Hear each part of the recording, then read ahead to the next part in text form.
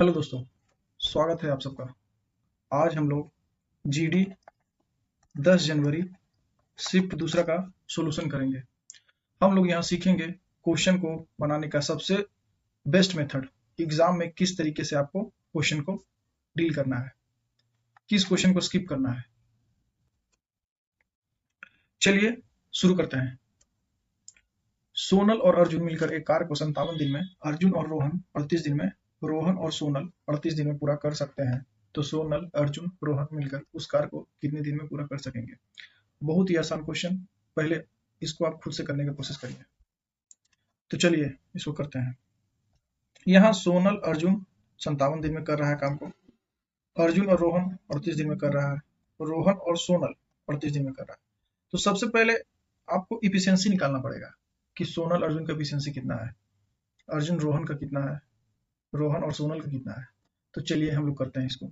सबसे पहले आप 57, 38 और 38 के एलसीएम लीजिए। तो 19 दिया 57 और 19 दूनी 38, मेरा एलसीएम इतना आ गया। और जो आपका एलसीएम आया है वो आपका टोटल वर्क है। तो जो मेरा इतना आया 19 गुना 3 गुना 2, ये मेरा टोटल काम हो गया। अब टोटल काम को अगर दिन से अगर आप इसको डिवाइड करेंगे तो मेरा इफिशियंसी आता है। ठीक है, तो मेरा अपना इफिशियंसी निकालिए। सोनल और अर्जुन का कितना इफिशियंसी हो जाएगा? मेरा यहाँ दिया हुआ है 57 दिन में कर रहा है ना सोनल और अर्जुन, तो इस टोटल काम में आप भाग दीजिए। तो उन्हें कट जाएगा 19 से 57, तो 2 मेरा बचेगा, तो इसका एफिशिएंसी 2 हो गया। उसी तरीके से अर्जुन और रोहन का निकालिए।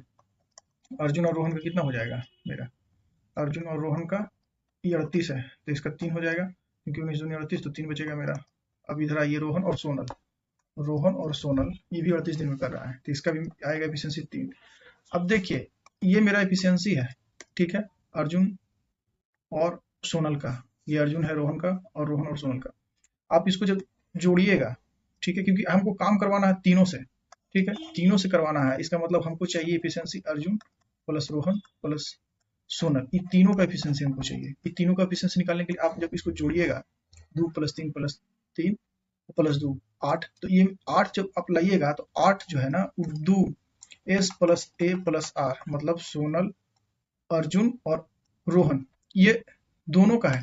यहाँ पे 2 आ जाएगा, क्योंकि दो दो बार आ रहा है ना, 2 एस आ रहा है मेरा, 2 ए आ रहा है, 2 आर आ रहा है। इतना बराबर मेरा कितना हो जाएगा? 8। तो इसका वैल्यू कितना हो जाएगा? ये तीनों का एफिशिएंसी कितना हो जाएगा? 4 हो जाएगा। तो ये तीनों का एफिशिएंसी मेरा 4 हो गया। जब हम तीनों से काम करवाएंगे, मतलब मेरा एफिशिएंसी टोटल काम मेरा है 19 गुना 3 गुना 2, एफिशिएंसी है मेरा 4। तब इसको कैलकुलेट करिए तो मेरा आ जाएगा इतना, आंसर मेरा 3। इसको 2 से उड़ाइए तो 19 57 57 क्या था? 28.5। चलिए दोस्तों हम लोग दूसरा क्वेश्चन में चलते हैं। चलिए दोस्तों करते हैं हम लोग दूसरा क्वेश्चन। 120 मीटर लंबी एक रेलगाड़ी 60 किलोमीटर प्रति घंटे की चाल से चलते हुए एक पुल को 18 सेकंड में पार करती है, तो पुल की लंबाई ज्ञात करें। बहुत ही आसान क्वेश्चन। सबसे पहले आपको ये पता रहना चाहिए कि किलोमीटर पर आवर से मीटर पर सेकंड में कन्वर्ट करने के लिए हम लोग 5/18 से गुना करते हैं। मतलब अगर मेरा ये दिए हुए है 60 किलोमीटर पर आवर, तो इसको मीटर पर सेकंड हमको कन्वर्ट करने के लिए, क्योंकि यहाँ मीटर में दिया हुआ है ना पुल की लंबाई, इसलिए हमको इसको स्पीड को भी मीटर पर सेकंड में कन्वर्ट करना होगा। तो इसको हम लोग गुना करेंगे 5/18 से। अगर आपका मीटर पर सेकंड में दिया हुआ है और किलोमीटर पर आवर में कन्वर्ट करना है, तो हम लोग गुना करेंगे इसका उल्टा 18/5 से। ठीक है, 18/5 से गुना करेंगे तो किलोमीटर पर आवर में कन्वर्ट हो जाएगा। और किलोमीटर से हमको मीटर पर सेकंड में बनाना है तो 5/18 से गुना करेंगे। ठीक है, तो इसको बनाइए आप। किलोमीटर पर आवर है तो मीटर पर सेकंड में बनाएंगे इसको, तो 60 गुना 5/18 हो गया, मेरा ये आ गया इतना मीटर पर सेकंड। अभी बोल रहा है कि इतना मीटर पर सेकंड के हिसाब से एक पुल को क्रॉस करा 18 सेकंड में, तो ये मेरा हो गया स्पीड, स्पीड इंटू टाइम बराबर डिस्टेंस। अभी 18 सेकंड में कितना मीटर चल जाएगा? तो 6×5 = 30, 300 मीटर चल जाएगा। अभी 300 मीटर चलेगा तो 300 मीटर में मेरा 120 मीटर पुल भी है और प्लस रेलगाड़ी का लंबाई भी है। ठीक है, तो एल मतलब रेलगाड़ी का लंबाई कितना हो जाएगा? 300 माइनस 120 बराबर 180। टिक करिए और आगे बढ़िए। बहुत ही आसान ये सब क्वेश्चन है, इस समय कुछ शॉर्टकट ट्रिक कुछ है नहीं, ये आप ऐसे भी 15 से 20 सेकंड में आप इसको बना ही लीजिएगा। तो चलिए हम लोग दूसरा क्वेश्चन आगे बढ़ते हैं। बहुत ही अच्छा क्वेश्चन है।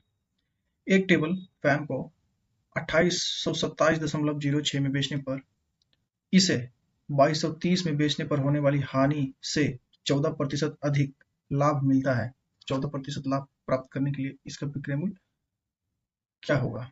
ठीक है, इसको अगर हम बनाते एग्जाम में तो सीधे सीधे हम ये पहले चेक करते, क्योंकि इसको बनाने के लिए आपको क्या करना पड़ेगा, इसको बनाना है, मतलब ये क्वेश्चन में ये बोल रहा है कि अगर जैसे इसका अगर सीपी मेरा एक्स है, कॉस्ट प्राइस क्रय मूल्य, तो बोल रहा है इसको दो अलग अलग दाम पे बेच रहा है। इसको पहले तो बेच रहा है 27.06 में बेच रहा है, फिर इधर बेच रहा है मेरा 2230 में बेच रहा है। तो इसमें जो बेचा तो इसको प्रॉफिट हुआ, कितना का प्रॉफिट हुआ, तो 2827.06 माइनस एक्स इतना का प्रॉफिट हुआ है। इसमें जब बेच रहा है तो इसको लॉस हो रहा है, तो लॉस बराबर क्या होता है, एक सीपी माइनस एसपी। तो सीपी मेरा ये है, एसपी मेरा ये है 2230। अब इतना लॉस हो रहा है, इतना हानि हो रहा है, और ये क्वेश्चन में भी बोल रहा है कि ये जो लॉस हो रहा है ना, बोल रहा है कि इस इतना बेचने पर होने वाली हानि से 14% अधिक लाभ मिलता है। मतलब ये जो मेरा लाभ है ना, ये हानि का 114/100 गुना है। ठीक है, तो हम अगर इसको क्वेश्चन को बनाते हैं तो हम पहला में अप्रोच तो हम ये रखते हैं कि हम इसको चेक करते हैं ऑप्शन को, क्योंकि जैसे ही 14% यहाँ पे क्वेश्चन में बोल रहा है कि 14% लाभ प्राप्त करने के लिए इसका विक्रय मूल्य क्या होगा, तो जैसे ही 14% जो बोला है ना, तो यहाँ पे हिंट दे दिया है कि 14% का मतलब हुआ 114/100। ठीक है, जो मेरा सीपी आएगा, जो भी मेरा कॉस्ट प्राइस आएगा, उसका 114/100 गुना क्या होगा, यही बोल रहा है यहाँ पे कि 114% लाभ पर बेचने पर इसका विक्रय मूल्य क्या होगा। तो 114/100 का मतलब क्या होगा, इसमें 57 छुपा हुआ, 57/50। 57 यहाँ पे एक प्राइम नंबर है, 57 एक प्राइम नंबर है। तो हम सबसे पहले यही चेक करते हैं कि इस सब में से कौन सा ऐसा संख्या है जो 57 का मल्टीपल है। ठीक है, तो हम सबसे पहले यही चेक करते हैं। तो चलिए चेक करते हैं हम लोग। देखिए, हम लोग चेक करते हैं दूसरा उस नंबर से, मान लीजिए चेक करते हैं। ठीक है, 57 का कौन मल्टीपल है, तो देखिए भाग दीजिए 57 से 2890 को भाग दीजिए, तो 5 बार में लगाइए पहले, तो 7 पचे 35, 3 25 3 28। ठीक है, 4 आया 0, तो 35, ये तो मेरा छट गया, ऐसे ही ये नहीं होगा। ठीक है, ये नहीं हो सकता है। अब तीसरा ऑप्शन में चलिए, ऑप्शन नंबर तीसरा 30 45, इसको हमको 57 से भाग देना है। 5 बार में लगाइए इसको, 7 पचे 35 3 25 3 28। ठीक है, 15 4 19, यहाँ 5। अब 15 15 3 बार में लगाइए इसको, 7 21 5 15 2 17, ये भी नहीं कट रहा है, ये भी मेरा खत्म, ये भी नहीं हो सकता आंसर। अब इसमें आइए, अब 4 नंबर में, 4 नंबर में आइए, 2844.5 को हमको 57 से भाग देना है। तो सीधे सीधे लगाइए, कितना, 5 बार में अगर हम लगाते हैं तो कितना हो रहा था, 85 हो रहा था ना, 285। 7 25 3 28, 285 होता है, तो 4 बार में ही लगाना पड़ेगा। तो 28 2 5 20 2 22। ठीक है, 14 इधर 7 5 कट गया 4। ठीक है, 4 यहाँ किए हम लोग। अब 9 बार में लगाइए इसको, 9 सत्ते 63, 6 45, 6 51। ठीक, कितना हो गया, 14, इधर 1 हो गया, इधर 5 हो गया, पॉइंट। ठीक, ठीक है 5। फिर इधर लगाइए, 9 बार में लगाइए 513। ठीक, 2 0, तो मतलब ये भी नहीं लग रहा है, ये भी खत्म। अब इसमें आइए, पहला ऑप्शन, आप इसको 2860.26 57 से भाग लगाइए, 5 बार में लगाइए, 285 1 0, फिर यहाँ पे हम 0 बिठाएं, फिर यहाँ 2 लिखें, 10 पॉइंट बिठा। अब लगाइए आप इसको सीधे सीधे एक बार में, क्योंकि 2 बार में ज़्यादा हो रहा है। लगाएं 12 5 9 4, फिर मेरा हुआ 6 7 8 56 456, मतलब ये कट रहा है पूरी तरीके से कट रहा है, तो हम इसको टिक करके निकल जाते हैं। अगर आप इसको बनाना चाहते हैं, सोल्व करना चाहते हैं, तो फिर आपको इसका कॉस्ट प्राइस निकालना पड़ेगा। कॉस्ट प्राइस निकालिएगा, उसके बाद ही आपको इसका इतना गुना निकालना पड़ेगा। ठीक है, तो चलिए अगला क्वेश्चन में चलते हैं हम लोग।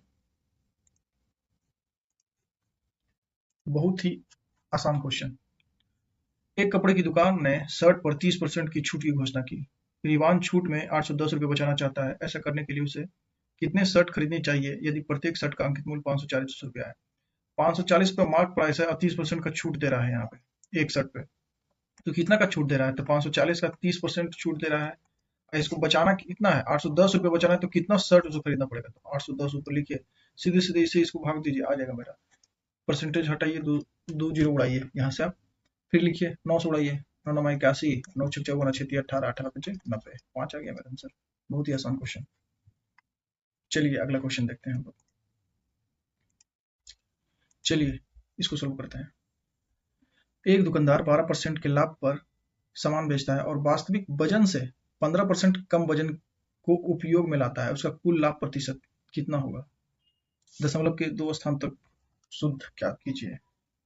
देखिए, अगर 100 रुपए का कोई सामान है तो सबसे पहले तू बोल रहा है कि 12% के लाभ पर बेचता है, मतलब कि 112 रुपए में बेच रहा है। 100 रुपए का अगर उसका कोई पूंजी लगा हुआ है तो 112 रुपए में बेच रहा है, लेकिन उसमें भी 100 रुपए का सामान नहीं दे रहा है, वो 15% कम ही सामान दे रहा है, मतलब वो 85 रुपया का ही सामान दे रहा है, मतलब वो 85 रुपया का ही सामान वो बेच रहा है 112 रुपया में।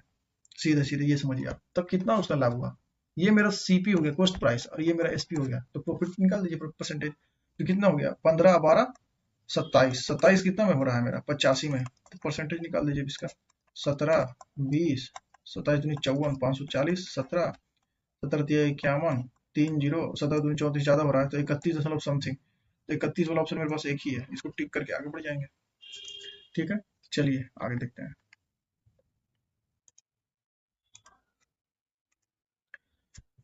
10 मीटर गुना 10 मीटर गुना 5 मीटर की बीमाओं वाले कमरे में रखे जा सकने वाले सबसे लंबे खंभे की लंबाई ज्ञात करिए। जैसे कोई रूम है, ठीक है, मेरा कोई रूम है, इसमें बोल रहा है कि आपको सबसे लंबा छड़ घुसाना है, ये क्या, लंबा पिलर घुसाना है, लंबा खंभा घुसाना है। तो सबसे बड़ा कितना लंबा साइज का खंभा घुस सकता है? सबसे लंबा साइज का खंभा डायगोनल रहेगा, उसमें जो डायगोनल घुसेगा ना, वो सबसे लंबा छड़ जो इस कोना से इस कोना में मिलेगा ना, वो। तो सीधा सीधा डायगोनल का फॉर्मूला होता है क्यूबाइट का, क्योंकि कमरा भी तो क्यूबाइट का ही आकार का होता है। तो सीधा सीधा मेरा फॉर्मूला होता है under root L square plus B square plus H square. बस आपको यही इतना ही करना था कि इसमें इसका स्क्वायर करिए तो 10 का स्क्वायर करिए, फिर 10 का स्क्वायर करिए, फिर 5 का स्क्वायर करिए, 100 100 200 और 25 225 का मतलब 15। टिक करिए और आगे बढ़िए। चलिए दूसरा क्वेश्चन देखते हैं।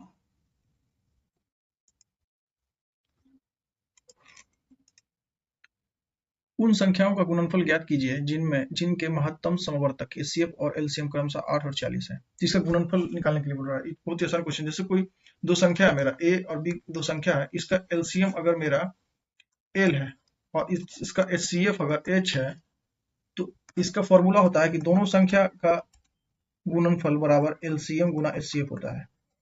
ठीक है, तो ये तो सिंपल क्वेश्चन था। तो 8 इसका एचसीएफ और 40 इसका एलसीएम दिया हुआ है, तो दोनों संख्या का गुणनफल पूछ रहा है, तो एलसीएम गुना एचसीएफ ही हो जाएगा। तो 8 चक 32 तो 320। Easy question.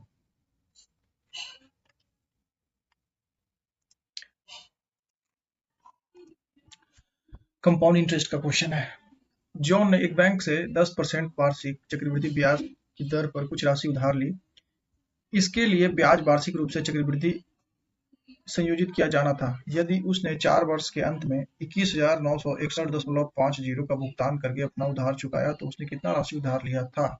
बहुत ही आसान क्वेश्चन, क्योंकि यहाँ पे वार्षिक रूप से संयोजित कर दिया है ना यहाँ पे, और तो ये क्वेश्चन आसान हो गया। प्लस इसमें जो रेट जो दिया हुआ है ये भी आसान दिया हुआ है 10%, और आंसर भी पूछ रहा है मेरा, तो इसमें अप्रोक्स में आंसर ऑप्शन दिया हुआ नहीं है, या फिर आंसर भी अप्रोक्स में पूछ नहीं रहा है। तो इसमें हम लोग बहुत सारा शॉर्टकट मेथड लगा सकते हैं। पहला कि आप इसमें यूनिट डिजिट लगा सकते हैं, ठीक है। दूसरा डिजिट सम लगा सकते हैं आप इसमें।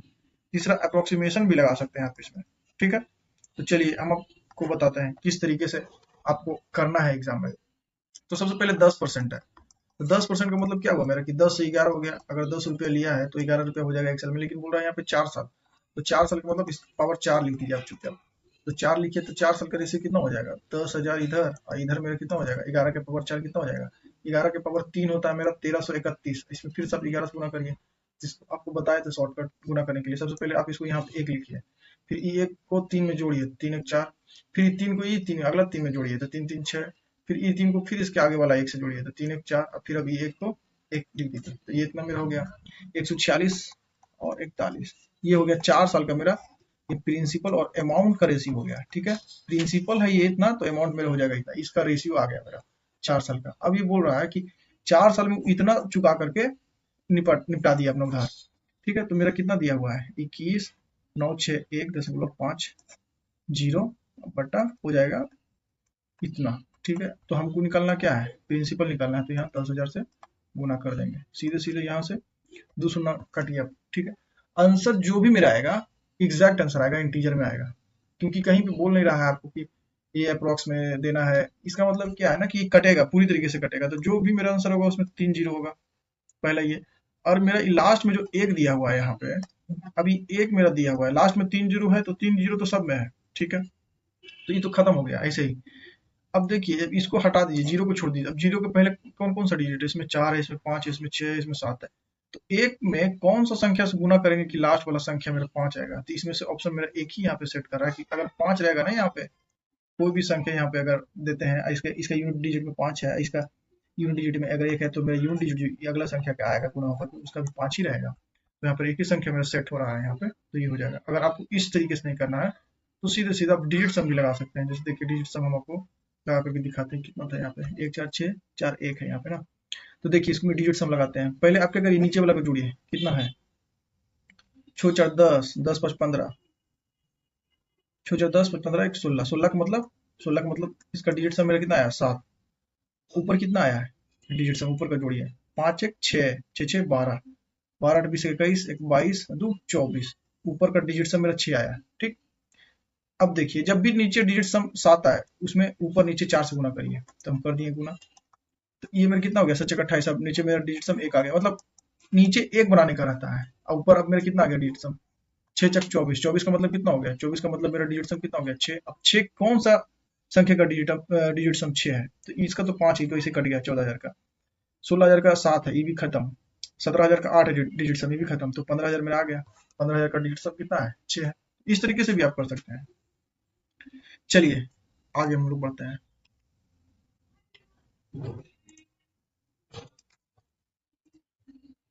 400 मीटर लंबी एक वृत्ताकार दौड़ में ए और बी एक ही बिंदु से एक ही समय पर 10 मीटर पर सेकंड और 16 मीटर पर सेकंड की चाल से चलना शुरू करते हैं।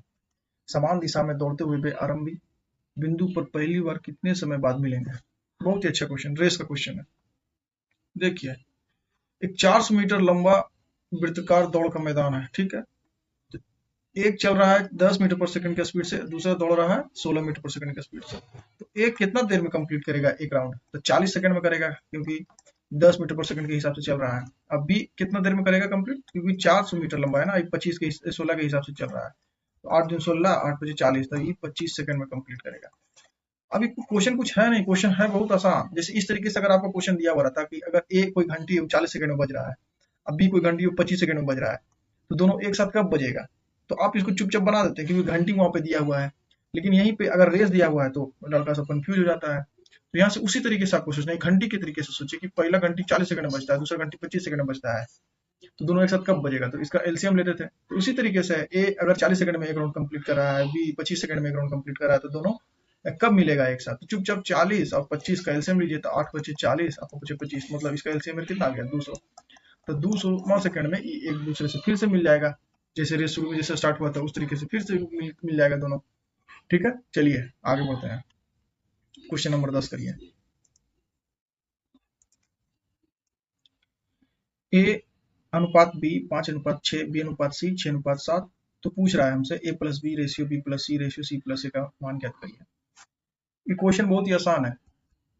हम अगर इसको करते हैं सीधे सीधे एग्जाम में, तो हम इसमें तो पेन भी नहीं उठाते हैं, सीधे सीधे। आप इसमें ये देखिए कि 5 6 मेरा 11 हुआ है, क्योंकि ए प्लस बी पूछ रहा है ना, तो 5 6 11 11 तो इसी प्राइम नंबर है, तो यहाँ तो 11 है नहीं, 13, इसी छाड़ देते इसको, हम इसको भी हम ऐसे ही छाड़ देते। ठीक है, अब मेरा 2 ऑप्शन में फंस गया, 11 यहाँ भी 11 यहाँ भी। अब मेरे से क्या बोल रहा है कि बी सी, तो बी सी मेरे कितना हो जाएगा, 7 6 13। अब 13 देखिए, 13 भी प्राइम नंबर है, 13 यहाँ है नहीं 12, इसको भी हम छाड़ देते, तो सीधे सीधे हम इसको टिक करके आगे बढ़ जाते हैं। हम इसमें पूरा कैलकुलेट भी नहीं करते हैं, इतना ही करके हम छाट करके आगे बढ़ के निकल जाते हैं। लेकिन अगर आपको करना है इसको पूरा, तो आप इस तरीके से करिए। देखिए, इसको बनाने का मेथड हम बताते हैं। जैसे यहाँ पे बी है और यहाँ पे भी बी है, ठीक है, इस दोनों में कॉमन जो है ना, उसको बराबर पहले करिए। ठीक है, तो यहाँ बी मेरा कितना है 6 है और यहाँ बी मेरा कितना है 6 है, तो यहाँ ऑलरेडी बराबर ही है, तो आपको बराबर करने का भी जरूरत नहीं है। ए बी सी का सीधे सीधे रेशियो लिखिए, जो मेरा बराबर पहले आप उसको लिखिए, 6 लिखिए इसको। अब इधर देखिए ए कितना है 5 है और इधर मेरा सी कितना है, सी मेरा 7 है। ठीक है, अब रेशियो आ गया। अब जिस हिसाब से आपको बोल रहा है लिखने के लिए, चुपचाप लिख दीजिए जोड़ करके। ठीक है, आगे बढ़ते हैं। बहुत ही आसान क्वेश्चन। एक डीलर अपने माल पर क्रैमुल से 15% अधिक अंकित करता है, फिर वह उस पर 20% की छूट देता है, उसका हानि प्रतिशत ज्ञात करिए।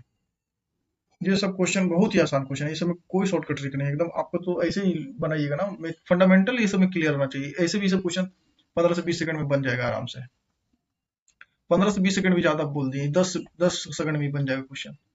हम अगर इसको बनाते हैं ना इस तरीके का क्वेश्चन, तो हम सीधे सीधे ये लिखते हैं कि 15% अधिक अंकित करता है। 15% का मतलब कितना हो गया रेशियो, 5 15 5 20 माने 20 और 23, माने 20 का समान को 23 कर देता है। ठीक है, फिर 20% का डिस्काउंट देता है। 20% का मतलब कितना हो गया, 1/5, मतलब 5 का समान 4 कर देता है। ई हो गया मेरा इनिशियल रेशियो, और ई मेरा जो नीचे आया ये फाइनल रेशियो। तो निकालिए, बी बचे 100, इधर मेरा कितना हो गया 23 चक 92, मतलब 100 वाला सामान बेच रहा है 92 में बेच रहा है, मतलब 8% का उसको नुकसान हो रहा है। सिंपल, ऐसे ही बन जाता है। अगर आपको इस तरीके से अगर ये नहीं समझ में आ रहा तो इस तरीके से देखिए, अगर 100 रुपए का कोई सामान है तो पहले वो क्या किया कि 15% अधिक अंकित किया, मतलब 115 कर दिया है। अभी 115 में फिर वो क्या किया कि 20% का डिस्काउंट दे दिया है। 20% का डिस्काउंट का मतलब क्या हो गया, 1/5 का डिस्काउंट दे रहा है। 1/5 दे रहा है डिस्काउंट, मतलब 4/5 में बेच रहा है ना। तो 115 का 4/5 निकालिए, तो 23/15 से 23/92 92 आ गया। मतलब मेरा 100 रुपए का सामान वो 92 में बेच रहा है, मतलब 8% का नुकसान हो रहा है उसको। इस तरीके से बनाइए, इस तरीके से बनाइए, आसान है।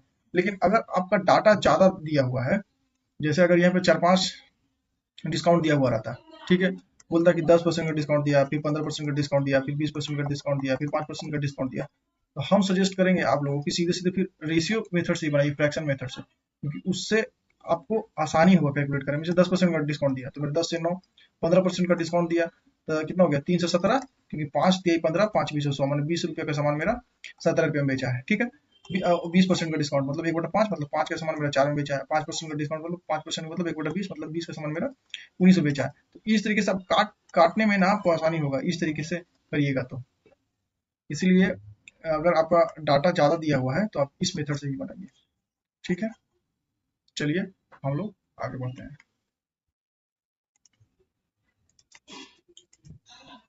एक बेलनाकार टैंक की क्षमता 5632 मीटर क्यूब है।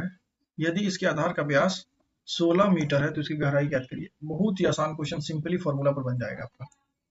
ये बोल रहा है एक सिलिंड्रिकल टैंक है, इसका डायमीटर मेरा दिया हुआ है 16, तो रेडियस हो जाएगा मेरा 8।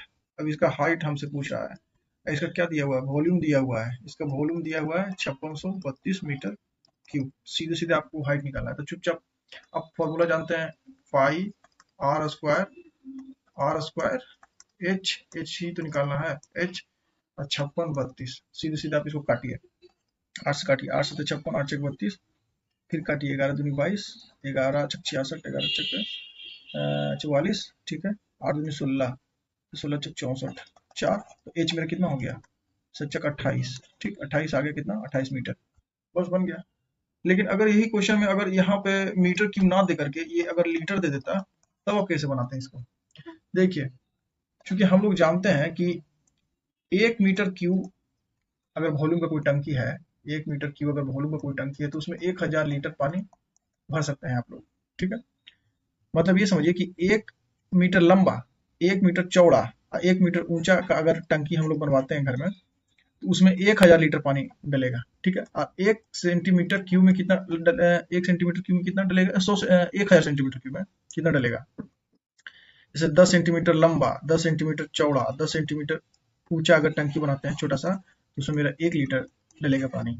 मतलब 1000 सेंटीमीटर क्यूब बराबर 1 लीटर होता है, और 1 मीटर क्यूब बराबर मेरा होता है 1000 लीटर। ये सब आपको ध्यान रखना है। तो ये तो क्वेश्चन आसान था, यहाँ पे वॉल्यूम दिया हुआ, अगर यही लीटर में देता तो आप इसको पहले मीटर क्यूब में कन्वर्ट करते हैं, उसके बाद फिर ये फॉर्मूला लगाते हैं। ठीक है, तो चलिए हम लोग आगे बढ़ते हैं। क्वेश्चन को सोल्व करिए खुद से पहले। चलिए आप लोग पहले इसको सोल्व करिए, बहुत ही आसान क्वेश्चन। ये क्वेश्चन हम आपको ऊपर भी बता चुके हैं पहले भी, कि 2 नंबर का मल्टीपल जो है ए और बी, 2 नंबर है, इसका मल्टीपल, इसका एलसीएम और एचसीएफ मल्टीपल के गुना के बराबर होता है। उसी कंसेप्ट का क्वेश्चन है। तो चलिए करिए। इसमें क्वेश्चन में क्या बोल रहा है कि एलसीएम है और एचसीएफ। एलसीएम जो है 15 गुना है इसका एचसीएफ का, तो एलसीएम है और सीएफ है। एचसीएफ अगर 1 है तो मेरा एलसीएम कितना है 15 गुना, और इसका सम मेरा कितना बता रहा है 112 बता रहा है, मतलब कितना गुना है, बस 16 से, क्योंकि इसका सम यहाँ पे मेरा कितना है 16, और ये बोल रहा है कितना 112 है, मतलब 7 गुना है। मतलब एचसीएफ मेरा कितना हो गया 7, ये कितना हो गया एलसीएम 15 से 75 से 105। ठीक, अब देखिए हम लोग अभी हम बताएं आपको कि अगर 2 नंबर है तो इसका गुना इसका एलसीएम और एचसीएफ के गुना के बराबर होता है। मेरा एलसीएम और एचसीएफ आ गया है, तो इसका गुना इस नंबर के गुना के बराबर होगा। मतलब अगर कोई नंबर आपको निकालना है तो सीधे सीधे इसकी गुना से आपको भाग करना पड़ेगा। तुमको अदर नंबर निकालना है, तो अदर नंबर निकालना है तो मेरा एक नंबर दिया हुआ है 49, तो सीधे सीधे इसको 49 से भाग दीजिए। 49, 15 तो 15 मेरा आ गया आंसर। ठीक है, अब आगे बढ़िए है, पहले आप इसको खुद से करिए।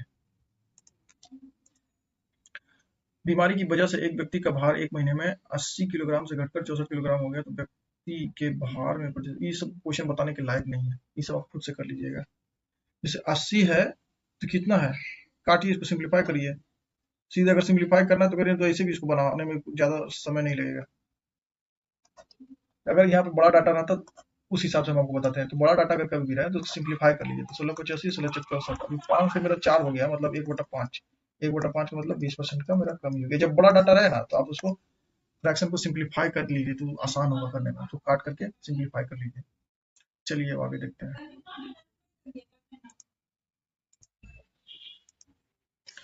सोल्व करिए इसको, ये भी बहुत ही आसान क्वेश्चन है। संख्या 350 में 20% की वृद्धि की जाती है, फिर 25% की कमी की जाती है, इस प्रकार बढ़ने वाली संख्या ज्ञात करिए। 350 है, ये तो हो ही नहीं सकता, ये तो संभव है। 3244 वहां कहाँ पहुंच जाएगा, 20% बढ़ाएगा 25% कम करेगा तब 3244 हो जाएगा। ये तो पटान टाइप का ऑप्शन ही दे रहा थी, तो मेरे से चढ़ गया। करिए इसको डायरेक्ट। 350 में बोल रहा है ना कि 20% का वृद्धि हो रहा है, मतलब 1/5 मतलब 6/5 हो रहा है गुना। 25% का कमी हो रहा है, मतलब 25% का मतलब 1/4 मतलब 3/4 हो रहा है। तो देखिए 5 20 20 खत्म करिए, यहाँ से हम 10 लिए, यहाँ से हम 2 लिए, तो 3 हो गया। अब 3 3 9 9 5 45, जो भी मेरा संख्या आएगा ना उसका यूनिट डिजिट 5 रहेगा। यहाँ 5 एक ही संख्या का है, इसको मार करके निकल जाएंगे आगे। चलिए आगे बढ़ते हैं। चलिए करिए, एवरेज का क्वेश्चन है। 10 वस्तुओं का औसत मूल्य 89 है। यदि एक वस्तु का मूल्य 35 रुपया है तो शेष 9 वस्तुओं का औसत मूल्य ज्ञात कीजिए। बहुत ही आसान क्वेश्चन। कुछ लड़के इस क्वेश्चन को इस तरीके से करते हैं कि 89 है 10 का ना, तो 89 गुना 10 करेंगे, टोटल निकालेंगे, फिर इसमें 35 घटाएंगे, फिर मेरा आ गया 9 संख्या का सम आ गया, फिर इसमें 9 से भाग करेंगे तो आएगा। ये सब चीज ना, छोटा डाटा दिया हुआ है तब आप यहाँ से इस तरीके से बना सकते हैं। लेकिन अगर इसमें थोड़ा सा भी अगर बड़ा डाटा कर दे और एक थोड़ा सा और डाटा घुसा दे, तो आप इस तरीके से करिएगा ना, तो आप समझिए कि वहां पे 4-5 क्वेश्चन का समय यही क्वेश्चन खा जाएगा। इसलिए ये सब मेथड अगर जानते भी है ना, तो ये सबको भूल जाइए एकदम। ये सब फालतू मेथड है। ये सब में ना, अगर अगर आसान डाटा दिया हुआ है, जैसे एबीसी का एवरेज दिया हुआ है, बीसी का एवरेज दिया हुआ है, ए का एवरेज निकाल रहा है, तब आप इस मेथड से बना लीजिएगा। लेकिन थोड़ा सा क्वेश्चन घुमाया, थोड़ा सा डाटा कर दिया, 12 संख्या 15 संख्या का औसत इतना दिया हुआ है, फिर अगला 15 संख्या का औसत इतना दिया हुआ है, बीच वाला संख्या निकालिए, तो उसमें आप इस तरीके से करिएगा ना, तो आपका 3-4 मिनट खा जाएगा। इसलिए ये सब मेथड से तो बनाइए ही मत। चुपचाप ऐसे सोचिए कि एक संख्या का मेरा दिया हुआ है एवरेज कितना, 35 दिया हुआ है, 9 संख्या का एवरेज हमको निकालना है। अगर पूरा का एवरेज कितना दिया हुआ है मेरा, डेविएशन से आप इसको बनाइए। 89 दिया हुआ है, ठीक है, तो 89 दिया हुआ है, तो ये कितना कम है इससे, तो इससे कितना कम है, घटाइए इसको, तो मेरा हो गया 4, इधर हो गया 54, मतलब ये 54 कम है। तो 54 कम है, इसको बैलेंस करने के लिए ये 9 को 54 लाना पड़ेगा, तो प्लस 54, एक आदमी को कितना लाना पड़ेगा, तो 54/9 ज्यादा लाना पड़ेगा, मतलब प्लस 6 हो जाएगा ज्यादा, मैंने एवरेज जितना है ना उसमें प्लस 6 हो जाएगा, तो 89 और प्लस 6 कितना हो जाएगा मेरा 95। ठीक है, यही मेथड आपको एग्जाम में भी यूज करना, और यही मेथड से ही क्वेश्चन आगे बनाना है। क्योंकि आगे अगर सीजीएल का भी क्वेश्चन बनाइएगा आप लोग, तो उसमें दिया हुआ रहेगा कि 13 संख्या का एवरेज इतना है, और अगला अब पीछे से 13 संख्या का एवरेज इतना है, टोटल संख्या 27 है, तो बताइए बीच वाला संख्या कौन सा होगा। अगर उस तरीके से बनाइएगा तो आपका समझिए कि काम से गए वहीं पे, खत्म खेल। चलिए क्वेश्चन नंबर आगे बनाइए। कंपाउंड इंटरेस्ट और सिंपल इंटरेस्ट का क्वेश्चन को मिलाकर के दिया है। 1.5 वर्ष के लिए 8% प्रति वर्ष की दर से एक निश्चित राशि के लिए चक्रवृद्धि ब्याज और साधारण ब्याज के बीच का अंतर 228 रुपया दिया हुआ है। ठीक है, तो जब चक्रवृद्धि ब्याज अर्धवार्षिक रूप से संयोजित की जाती है, तो साधारण ब्याज और ब्याज की गणना वार्षिक ब्याज की राशि क्या है, मतलब हमसे प्रिंसिपल पूछ रहा है। मतलब कंपाउंड इंटरेस्ट और सिंपल इंटरेस्ट का ये डिफरेंस दिया हुआ है मेरा यहाँ पे 228, रेट दिया हुआ है 8% और टाइम दिया हुआ है 1.5 साल। ठीक है, तो बनाइए।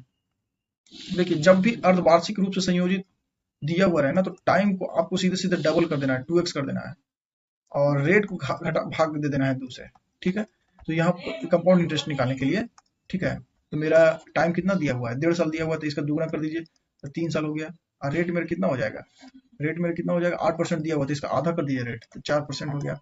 अब देखिए 4% के हिसाब से आपका 3 साल का नेट परसेंटेज कितना होगा, तो सीधे सीधे आप करिए इसको, इसका क्यों करिए आप पहले, तो 64, अब 64 का 2 अंक लिखिए, तो 2 अंक तो है ही है ऑलरेडी 64, तो 64 लिख दिए। अब इसका स्क्वायर करिए 4 का, तो 4 का स्क्वायर 16, अब 16 को आप 3 से गुना करिए, तो 16 3 48, ठीक है। अब 4 अंक ही आपको इधर लिखना है, 4 अंक के बाद आपको पॉइंट बिठाना है, दशमलव। अब क्या करिए कि आप इसका 3 गुना करिए, तो 4 3 12, तो ये मेरा नेट परसेंटेज आ गया 12.4864% होगा, 4% के हिसाब से 3 साल का नेट परसेंटेज। अब देखिए सिंपल इंटरेस्ट कितना हो जाएगा, 8% के हिसाब से 1.5 साल का, तो 8% 1 साल का, 4% 6 महीने का, आधा साल का, तो कितना हो गया 12%। तो सी आई का इंटरेस्ट मेरा कितना हो गया रेट, 12.4864, एस आई का कितना हो गया 12%, इसका अंतर कितना हो गया मेरा, तो अंतर हो गया 0.4864%। ऐसी का वैल्यू दिया हुआ है मेरा कितना, 228 दिया हुआ है, तो कैलकुलेट करिए, 228 जो मेरा दिया हुआ है 0.4864 का वैल्यू दिया हुआ है, तो प्रिंसिपल निकालने के लिए 100 से गुना करेंगे, ठीक है। तो अब देखिए हम अगर इसको क्वेश्चन को करते हैं एग्जाम में, तो सीधे सीधे हम इसको डिजिट सम से करते हैं, क्योंकि यहाँ पे अप्रोक्स में आंसर नहीं दिया हुआ है, क्योंकि अप्रोक्स में आंसर अगर आता ना तो यहाँ पे लिख देता है, लगभग क्वेश्चन में हम देखे हैं कि 99% क्वेश्चन में लिखा हुआ रहता है कि दशमलव के 1 अंक तक, या फिर आप अप्रोक्स में आंसर दीजिए, वहां पे लिखा हुआ रहेगा, तो उसमें तो डिजिट सम नहीं लगा सकते, ना ही यूनिट डिजिट मेथड लगा सकते हैं। तो ये सब जगह आप फायदा ले सकते हैं इसका, इसका मतलब कट रहा होगा, 99% चांस है कि कट रहा होगा, ठीक है। तो चलिए इसको देखिए, डिजिट सम से करिए, इसको इसको उड़ाइए ऊपर। अब देखिए डिजिट सम में ना आपको डेसिमल से, 100 से, परसेंटेज से, इस सब से कोई लेना देना नहीं, ये सब रहे या ना रहे कोई फर्क नहीं पड़ता है हम लोग को, ठीक है। तो इसको नहीं भी उड़ाइएगा तो कोई दिक्कत नहीं है, इसको रहने भी दे सकते हैं। तो चलिए डिजिट सम करिए, नीचे वाला का डिजिट सम करिए, 4 10 8 18 खत्म हो गया 4, नीचे का डिजिट सम मेरा 4 आया। जब भी 9 का टर्म 9 आए या फिर 9 के मल्टीपल वाला कोई संख्या है ना, तो उसका डिजिट सम 0 होता है, ठीक है। तो यहाँ पे मेरा कितना आया, 4 10 8 18, 18 का मतलब खत्म हो गया, इसका 0 हो गया, अब बचा मेरा 4, तो नीचे वाला का डिजिट सम कितना हो गया 4 हो गया। ऊपर देखिए 8 2 10 2 12, ठीक है। ऊपर का मेरा 3 आया डिजिट सम। अब जब भी पिछले क्वेश्चन में बताए थे, ऊपर क्वेश्चन में कि अगर नीचे 7 रहे तो 4 से गुना करते हैं, तो 4 रहे तो 7 से गुना होगा, क्योंकि हमको नीचे डिजिट सम 1 बनाना है, ठीक है। तो ऊपर नीचे दोनों जगह हम 7 से गुना करेंगे, 7 से गुना करेंगे तो 7 21, मतलब 3 डिजिट सम। अब आंसर में देखिए ऑप्शन में किसका डिजिट सम 3 आ रहा है, तो चेक करिए आप सबसे पहले। तो छो 4 10 10, अब 5 3 10 5 15 3 18, ये तो यहाँ तक 0 हो गया, 1 इसका डिजिट सम 1 आ रहा है, तो ये तो ऐसे खत्म हो गया। छो 4 10 इसका 9, ये भी खत्म हो गया। 7 4 11, 11 का मतलब 2 डिजिट सम, 2 भी खत्म हो गया, क्योंकि मेरा तो 3 चाहिए ना डिजिट सम। अब देखिए छो 4 10 8 18, ये खत्म हो गया, इधर 7 5 12, 12 का मतलब 3, तो डिजिट सम इसका कितना आ गया मेरा, 3 आ गया, मतलब ऑप्शन मेरा 4 होगा। हम अगर एग्जाम में इसको बनाते तो इसी तरीके से हम इसको बनाते, फट से मेरा दिमाग इसी पे जाता है, ये पहला हम कैलकुलेशन करते ही नहीं जनरली, या तो यूनिट डिजिट पे मेरा दिमाग जाएगा, नहीं तो फिर मेरा डिजिट सम पे दिमाग जाएगा। अगर हाँ, अगर क्वेश्चन में दिया हुआ है कि अप्रोक्स में दिया हुआ है, यहाँ पे लिखा हुआ रहता है कि अप्रोक्स में दिया हुआ आएगा, तब तो फिर आपको मतलब मजबूर करना है कैलकुलेशन करने पे, या फिर अप्रोक्सीमेशन लगाइए, फिर इन दोनों का खेल खत्म हो जाता है, डिजिटल सम और आप यूनिट डिजिट वहाँ पे लगा भी नहीं सकते हैं, ठीक है। तो चलिए देखिए, ये भी लड़का जो है ना, ये नहीं बनाया है क्वेश्चन को, हो सके कि कैलकुलेशन में फंस गया होगा बेचारा। तो चलिए देखते हैं आगे।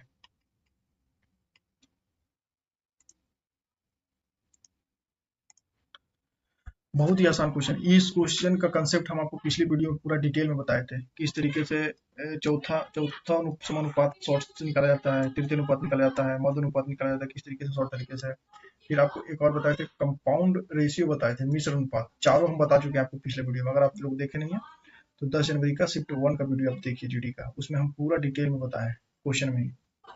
देखिए आपका बहुत ही आसान क्वेश्चन है, चौथा अनुपात को समानुपात का रेशियो और इसका तीसरा अनुपात का रेशियो के बीच का अनुपात पूछ रहा है, तो चुपचाप उतना करने का जरूरत टाइम नहीं है मेरे पास कि यहाँ से 7:5 समानुपात 3:x करें, फिर इस तरीके से 15/7 लिखें, इस तरीके से करिएगा तो आपका तो खेल ऐसे ही खत्म हो गया। इतना टाइम थोड़ी है वहां पे कि हम इस तरीके से पूरा बढ़िया से सजा करके लिखें। सीधे सीधे जैसे ही चौथा समानुपात बोला तो आपके दिमाग में चुपचाप यहाँ पे ऐसे होना चाहिए कि चौथा अनुपात बोला है ना, तो 15/7, तो सीधा आप ये लिखिएगा। ऐसे बोल रहा है तीसरा समानुपात, तो सीधे सीधे इसका स्क्वायर/7 मतलब 169/7 आप लिखिएगा। ऐसा नहीं कि तीसरा अनुपात पूछ रहा है तो 7:13, फिर यहाँ पे 13:x, इस तरीके से सजाइएगा इसको, फिर वहां पे गुना करिएगा ये दोनों को, उसके बाद फिर लिखिएगा, तो इतना तो टाइम थोड़ी है वहां पे। फिर समझिए कि आपका कहानी खत्म वहीं पे, तो सीधे सीधे आपको ये डायरेक्ट लिखना है और ये डायरेक्ट लिखना है, इसको उड़ाइए, मेरा 15:169, ठीक है। अब आगे चलते हैं, पढ़िए पहले क्वेश्चन को, आप खुद से करने की कोशिश करिए। चलिए टाइम एंड वर्क का क्वेश्चन बनाने की कोशिश करिए, बहुत ही आसान क्वेश्चन। ए और बी एक काम को अलग अलग क्रमशः 10 दिन और 15 दिन में पूरा कर सकते हैं। बी अकेले 3 दिन कार्य करता है फिर कार्य छोड़ देता है। ए इस कार्य को कितना दिन में पूरा करेगा? बहुत ही आसान क्वेश्चन। पहले तो आप टोटल वर्क निकालिएगा, कब जब एलसीएम निकालिएगा तब, ठीक है। उसके बाद एफिशिएंसी निकालिएगा, ठीक है। तो 10 दिन और 15 दिन दिया हुआ है, तो आप इसका एफिशिएंसी पहले निकालिए। 10 दिया 30 और 15 दूना 30, 30 मेरा आ गया टोटल काम, एफिशिएंसी निकल गया मेरा ये, ठीक। अब बोल रहा 3 दिन काम किया है बेचारा बी, तो बी 3 दिन में कितना काम करेगा? 6 यूनिट काम करेगा, तो 6 से हम घटाएंगे तो मेरा बचेगा 24। अब 24 को 3 के हिसाब से काम करवाना है, तो 8 दिन में काम खत्म। 8 दिन को टिक करिए और आगे बढ़िए। चलिए अगला क्वेश्चन देखिए। चलिए आप इसको खुद से करने की कोशिश करिए पहले, बहुत ही आसान क्वेश्चन है। एक बस स्टेशन पी से क्यू तक 70 किलोमीटर प्रति घंटा की चाल से और स्टेशन क्यू से स्टेशन पी तक 90 किलोमीटर प्रति घंटा की चाल से जाता है, तो यात्रा के दौरान उसका औसत चाल। देखिए बहुत ही आसान क्वेश्चन है ये। तो इसको भी हम आपको पिछले वीडियो में बताए थे कि जब भी डिस्टेंस कांस्टेंट रहा, मतलब जितना गया है उतना आया है, ठीक है, डिस्टेंस दोनों में सेम है, तो अगर आपका 2 स्पीड दिया हुआ है तो एवरेज स्पीड हम लोग निकालते हैं स्पीड 2 गुना स्पीड 1 गुना स्पीड 2 बटा स्पीड 1 प्लस स्पीड 2, इस पे आपका बन जाएगा, ठीक है। तो करिए आप 2 गुना स्पीड पहले मेरा 70 है, ये मेरा 90 है, अब बटा यहाँ पे 916 160 हो गया, दोनों का सम।